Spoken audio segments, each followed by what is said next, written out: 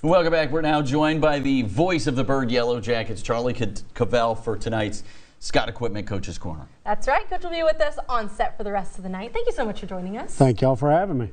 All right, I want to talk a little bit about, let's do this first. You've been calling the Yellow Jackets for a long time. Yes. You said almost 30 years, right? Okay. Almost. Let's just tell the viewers where they can find that if they want to listen to the Jackets each week. 1130 to the Tiger, which is AM 1130, KWKH. Also on the FM side is 103.3. You can download the app, 1130 the Tiger app, and listen to it anywhere in the world. Like I said before, we've had people text from as far away as India and China. That's pretty cool. But also you can cool. You can go to the website 1130thetiger.com and click on the Listen Live button, and there you'll find Yellow Jackets football. And last night, and you didn't know this part, so I'm going to steal the show here for a quick second. But all your kids went to Parkway. So, and you're calling Bird against Parkway last night. Your daughter's in the band. Yeah. So it's kind of a house divided. It's always been a strange week, to say the least. We live in South Bossier, Sun City, and we only live a couple of blocks from Preston Crownover Stadium, so we're members of the community. But yes, Nathaniel, Caitlin, Jacob, and now Camille have all ventured through the walls of Parkway High School, and she's a freshman and in the pride of Pantherland, and very proud of her. She's doing real well. But yeah, the Parkway week is always one that it's a tough week. But this year it was a little different because both schools are out on fall break, so it was pretty low key. So it was very low key. Yeah, yeah. And unfortunately, it was low key for the Yellow Jackets. But no, it's always a fun week, and that inter-family little rivalry. Like I told you before, the kids are now 5 and 4, while there's somebody been at Parkway against Dad's Jackets. But no, it's great. It's wonderful. I'm truly blessed and privileged to be part of both communities. And I'm a kid, well, not anymore, but I was a kid many years ago from South Louisiana that came up to Northwest Louisiana, and been just truly blessed by the Bird community that has welcomed me in a long time ago. And I love the city of Bird, and I bleed purple and gold, so it's awesome. I can't really put into words how much Bird means to me.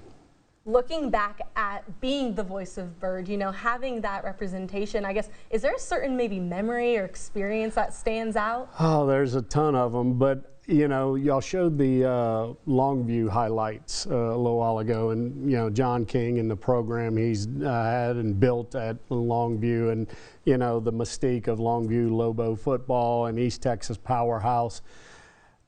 It wasn't the biggest win, but it 2014 or 2015. It was one of those. It was 2015. It was a battle on the border. There was a big crowd. It was a huge crowd, and Bird beat Longview.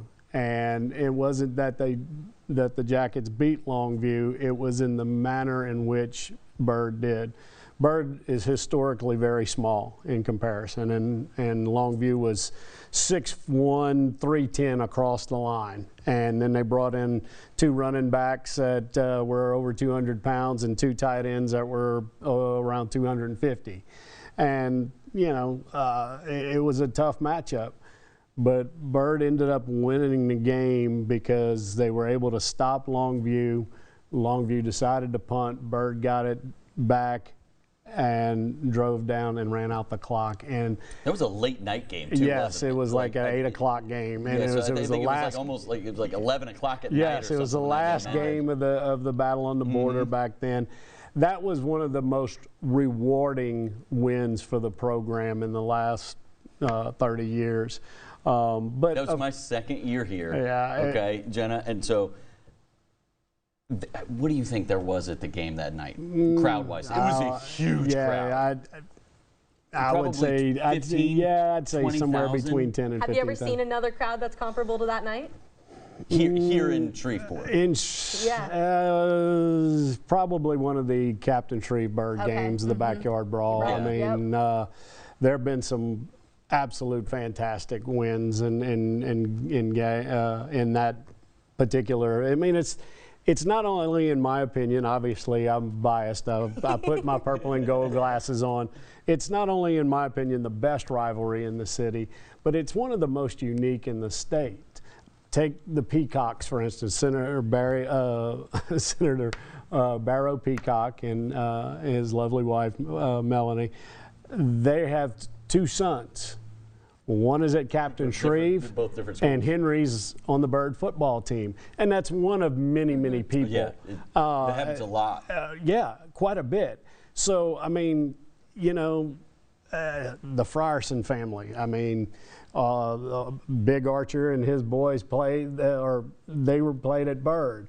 When they're looking across the line of scrimmage and they're looking at their cousins, you know, and their grandparents are sitting up in the stands on the Shreve side, and their uncles and aunts. I mean, it's just such a unique rivalry. It's a fun one. But obviously, I mean, 2011, we went to the state semifinals down in Karen Crow. That was unfortunately lost, but big wins there. And then in 2013 went to the state championship. 2020 went to the state championship, and obviously those were, you know, two benchmarks. All right. Well, Charlie's going to be here with us for the rest of the show. We've got so much more good stuff to talk about with him. But coming up, big hits change games. We've got your Sawyers and Sawyers Impact Play. Plus, we take you inside the huddle with the Benton Tigers and tonight's Spotlight team. Stay with us.